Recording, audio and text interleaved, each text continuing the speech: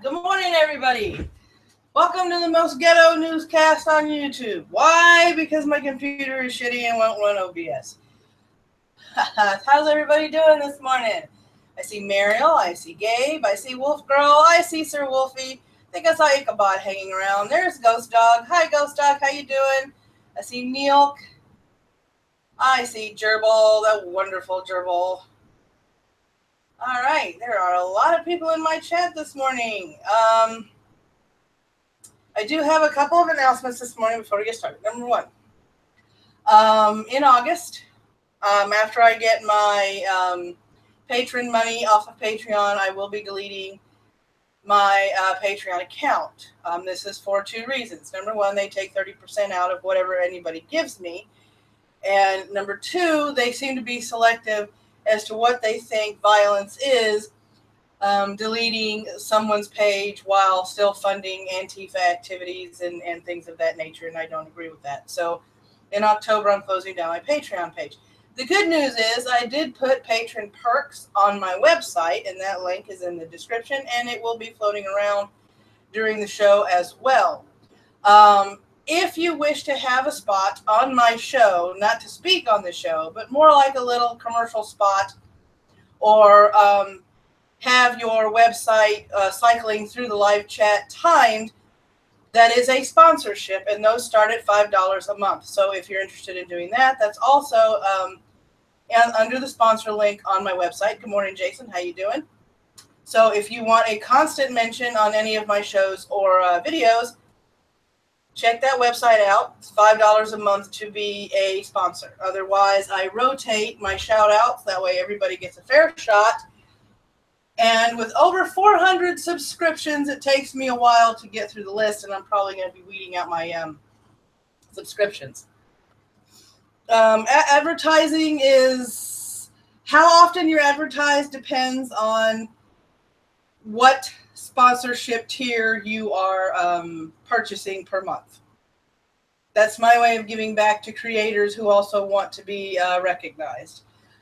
Patrons get early access to videos.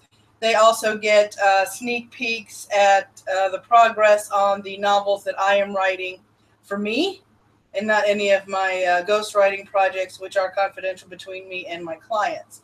So if you want those kind of perks there, oh yeah, and patron-only live streams. And sponsors can be on the live streams as well, and those are separate live streams as soon as I start getting sponsors and patrons in. Good morning, Robot. How you doing? All right, so let's get ready to, first we're going to do quick news updates from our news yesterday. Israel concedes metal detectors.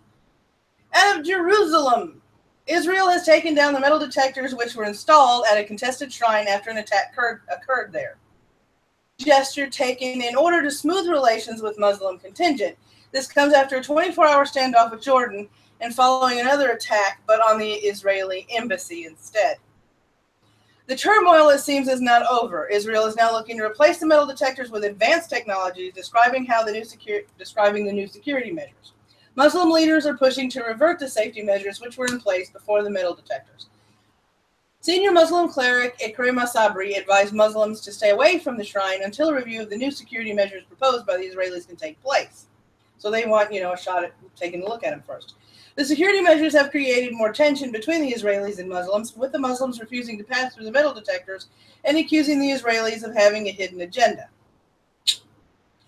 The Israelis have outright denied having a hidden agenda, wanting to simply make the shrine safer for all by preventing possible future attacks. And this is out of the AP Wire. I paraphrased and rewrote a lot of that article.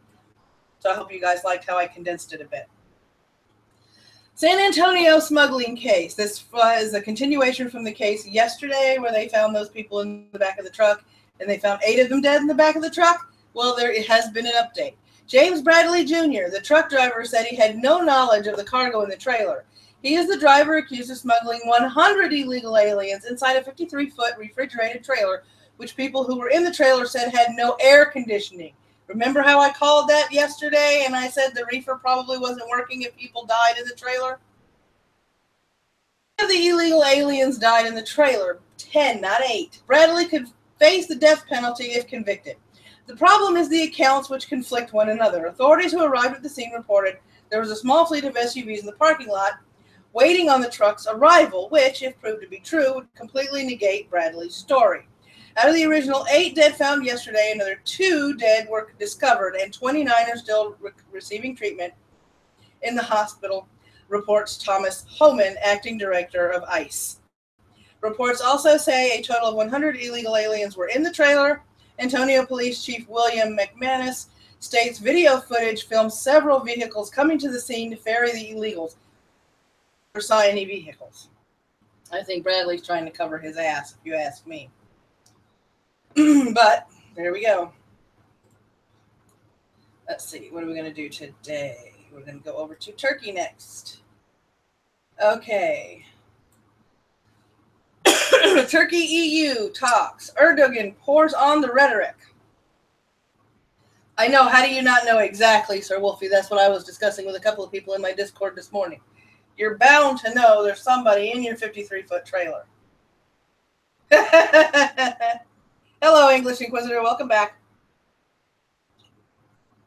All right. Brussels, AP. Turkish President Recep Tayyip Erdogan ramped up his anti-Western rhetoric Tuesday ahead of a meeting between his foreign minister and top European Union officials, saying the era of a submissive Turkey bowing to every Western demand is over. Turkey has been mired in an escalating diplomatic row with EU powerhouse Germany following the arrest last week of a group of human rights activists, including a German national, over terror-related charges. Earlier, a German-Turkish journalist was arrested for allegedly spying and aiding Kurdish rebels. I know. I mean, there were 100 people in a 53-foot trailer. I mean, it's not exactly enough room for 100 people. They were probably crammed in there. I mean, really crammed in there. The West wants Turkey to bring about their demands, no questions asked. I am sorry to say that Turkey no longer exists, Erdogan told a meeting of his ruling party's legislators in Ankara. The talks come as Turkey's long-standing bid for EU membership remains in the deep freeze and shows no signs of thawing. Human rights activists urge the EU to use the meeting to press Ankara to release rights workers who have been detained as part of Turkey's crackdown on the opposition in the aftermath of last year's failed coup. On the bright side, easy barbecue. More like a slow roast. Slow roast? Anyway. More than 50,000 people, including journalists and opposition lawmakers, have been detained since the July 5th attempt. Critics say the crackdown initially targeted people suspected of links to the failed coup, but has expanded to include government opponents. Tuesday's discussions in Brussels are expected to touch on issues including Ankara's EU accession, immigration, Turkey's demands for visa-free travel for its citizens, the fight against terrorism, and energy and trade ties. I was told the last time I met the foreign minister, somebody in the other room could hear our conversation, European Commissioner Johannes Hahn, who is also taking part of the talk, said Monday. We have fundamental criticism about the lack of rule of law, and that is something that doesn't just depend on one specific member state, Hahn said in reference to Germany's tense relations with Turkey. It's a fundamental issue that must be raised and will be raised by us. Excuse me, my eye itches. So, Turkey with Germany and the EU. Yeah. There is a lot of solar energy technology out there, but we do have to remember when Obama tried to back solar energy companies as well as wind farms, that those programs ended horribly. That funding went down the drain because at least the solar energy business, whose name I can't remember, went out of business.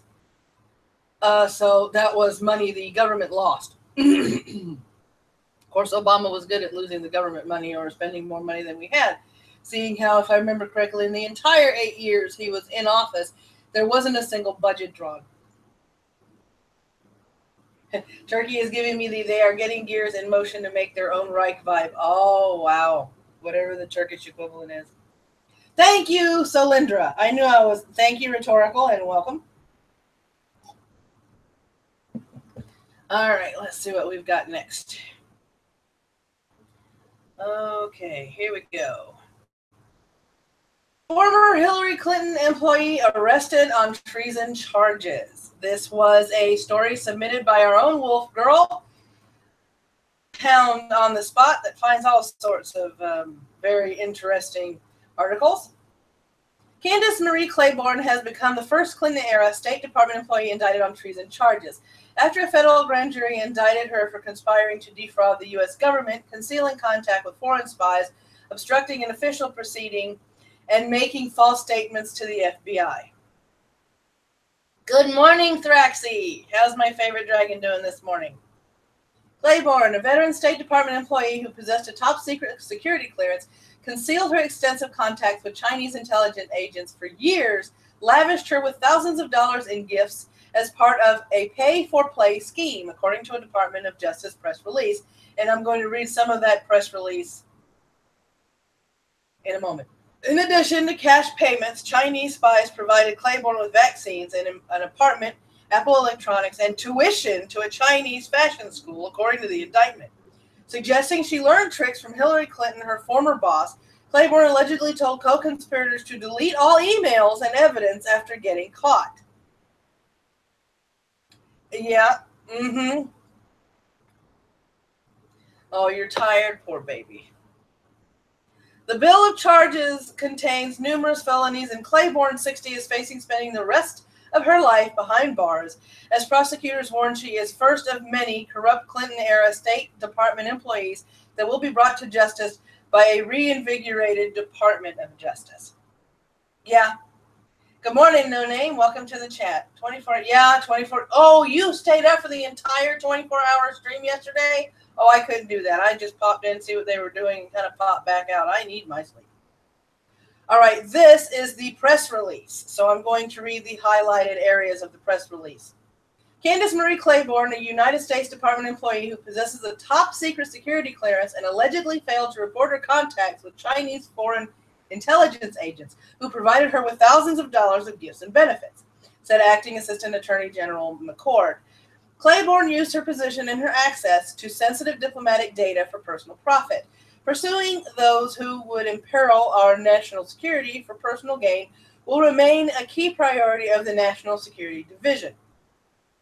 Candace Claiborne is charged with obstructing an official proceeding and making false statements in connection with her alleged concealment and failure to report her improper connections to foreign contacts, along with the tens of thousands of dollars in gifts and benefits they provided, said U.S. Attorney Phillips.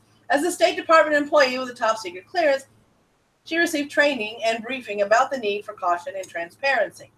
This case demonstrates that U.S. government employees will be held accountable for failing to honor the trust placed in them when they take on such sensitive assignments. Yeah.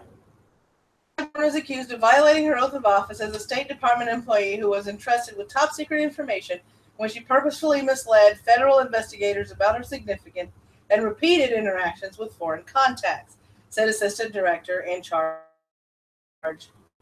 Oh, wow. The FBI will continue to investigate individuals who, through required by law, fail to report foreign contacts, which is a key indicator of potential insider threats posed by those in positions of public trust. The affidavit alleges Claiborne failed to report repeated contacts with 2 intelligence agents of the People's Republic of China, even though these agents provided tens of thousands of dollars in gifts and benefits to Claiborne and her family over 5 years. According to the affidavits, the gifts and benefits include cash wired to Claiborne's USAA account, an Apple iPhone and a laptop computer, Chinese New Year's gifts, meals, international travel and vacations, tuitions at a Chinese fashion school, a fully furnished apartment, a monthly stipend. Some of these gifts and benefits were provided directly to Claiborne, the affidavit alleges, while others were provided through a co-conspirator. Nah, she wasn't taking bribes. I mean, really? Jesus. Not a Chinese knockoff. Apparently, when you're bribing a U.S. official, you can't do it with a knockoff. Hugs to Thraxie in the chat. Hopefully you and Wolf Girl will be able to go to sleep and get some good rest. I know, right? This thing right here, this is the actual press release. That is a laundry list of stuff. Yeah, that is some nice gifts. Let me tell you, if I was receiving gifts like that, holy hell, I'd be set for life. Woo! All right. And here we go. I actually put this one together myself, so let's see what you guys think of this. Trump Sessions. Should the AG be fired? After a long vetting process and hearings to confirm Attorney General Sessions, Trump is now asking for the Attorney General to be fired due to the recusal from the Russia-Clinton probe. Trump took to Twitter to voice his opinion on the former U.S. Senator, saying Sessions' position is weak. Shortly after Sessions' appointment, there was an outcry from the Democrats in Congress for Sessions to step down in light of the investigation pertaining to a possible Trump-Russia collusion. After Sessions consulted with his staff, he made an official statement recusing himself from reviewing any evidence discovered from the probe. That recusal is still in effect now that the probe has turned a spotlight to the DNC and Clinton. By law, Sessions still has a clear conflict of interest, no matter who the probe is targeting, and the recusal stands congruent to that. To relieve Sessions of his duties, the Deputy Attorney General Rod Rosenstein would be promoted to the position of Attorney General. Rosenstein is another with a poor track record when it comes to handling the Russia probe and would open Trump to more ridicule than he is currently receiving. There have been rumors that Rudy Giuliani is being looked at as possible replacement for Sessions, but the former New York mayor said not only has he not been approached, he too would have recused himself had he been in Sessions' position. Sessions is trying to smooth over relations, but many have said Trump saw Sessions' recusal as a betrayal of faith and trust. Okay, now for the editorial part. When it comes to matters of law, legality, and conflict of interest, Trump is an idiot in this regard, okay? I believe that his feelings of betrayal and broken trust are completely misplaced in this particular case because Sessions was in his camp during the election campaign. Sessions was vetted, and he was confirmed as the Attorney General, which puts him to higher standards. I know, right? Which puts him as higher standards ethically, being the Attorney General. Which means if he had any ties at all to anyone in those investigations, a recusal is not only called for, it's prudent. And so recusing himself of the entire investigation, investigating it, coming up with evidence, reviewing the evidence, everything that entails in that particular investigation, to recuse himself was the best thing he could possibly do. To me, Trump can be as butthurt as he possibly wants, okay? But if firing Sessions and replacing him with this Deputy Attorney General means somebody's worse, then Sessions needs to be in. And Trump's anger towards Sessions is completely misplaced. Yeah, his only move was to recuse. Yeah. I mean, you know, Trump's anger is misplaced. He's showing his ignorance of the law and things of a legal nature. You can't preside over a case that you have a stake, however minor in, because it could skew your view of things. Period. I mean, I'm a layman and I know this. Okay, let's get to the shout-outs.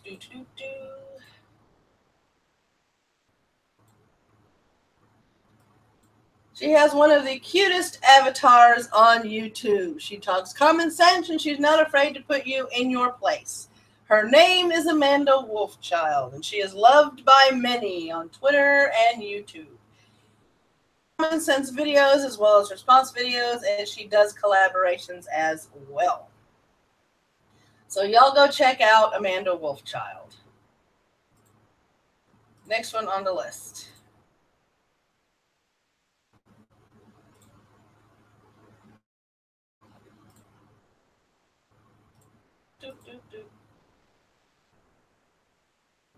He's a dragon. He hangs out in my Discord. He's funny as hell, and he's a hard worker. And he has come back strong with his newest video on his YouTube channel, and he needs your support. And his name is Aracore. He is quite simply a really cool dude to hang around, and he has some really good videos. He has shit posting videos, response videos, and editorial videos as well. Insightful, and he animates his videos, and I think his animation looks really freaking cool. Yep, nice voice too. I agree, English Inquisitor. You guys check out Aracore. Okay, next one on the list is Irate Bear has a hard time saying his name, and I have no clue why. He's a dog. He smokes a pipe. He's self-degrading. He's a smartass and a shitlord on Twitter. His name, Edindro Whitehall. His mission, to bring laughs to YouTube in a snarky, smart-ass, and sarcastic manner. And he does it very, very well. If you don't know who Edindro is, you don't know who you're missing. Edindro. All right, and the last one on the list, commentary and response videos. She has a pretty small channel, but she makes a lot of really good, clear, and concise points. She's very interesting to watch. She uses face rig on some of her videos and avatars on others. Her name is Elegant Harridan. Check her out, show her some love, watch some of her content, and as usual with all the creators I highlight in the shout out section, if you like them, hit the subscribe button if you want the notification as soon as they upload something. Well, that's what that little bell is for. So smack that bell too. Give them all your support. She's also on Minds, and I believe she's on Twitter. I've seen her running around on Twitter. The Elegant Harridan, her out.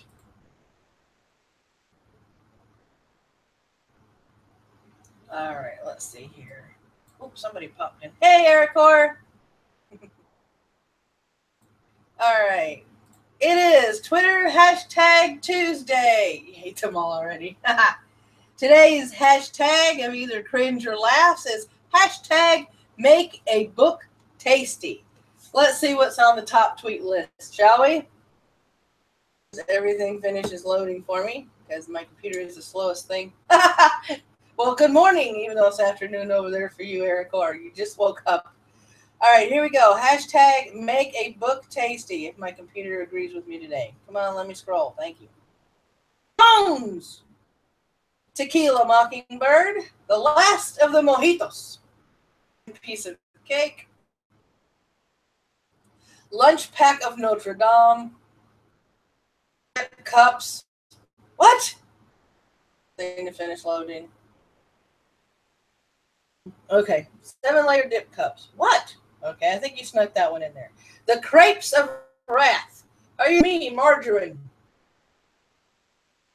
Harry Potter and the Sorcerer's Stone. The tasty rye bread. Oh, dude, come on. Scroll. The Lord of the Onion Rings. Harry Pot Roast. Harry Pot Roast and the Half-Baked Prince. The Tale of Two ZTs. Anne of Green Bagels. I'm not eating those bagels. I'm sorry, no. Cat in the Hat. The Almond Joy of Cooking. Prejudiced. Sisterhood of the Traveling Pastrami. Don Quixote.